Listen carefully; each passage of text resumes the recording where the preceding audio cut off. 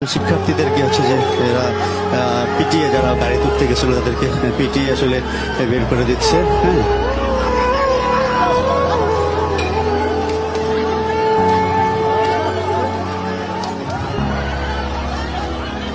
ওইটা দাঁড়ান, মহিলাদের দাঁড়ান, ওই যে মহিলা দেখেন।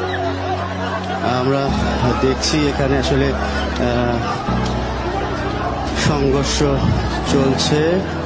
শিক্ষার্থীদেরকে তুলে পিটিয়ে এখান থেকে আসলে বের করে দিচ্ছে। যারা ঢাকা ইউনিভার্সিটির গাড়িতে অবস্থান নিয়েছিল তাদেরকে মেরে শিক্ষার্থীরা তাদেরকে ছাত্রলীগ বের করে দিচ্ছে দেখে আমরা দেখছি এখানে সংঘর্ষ চলছে।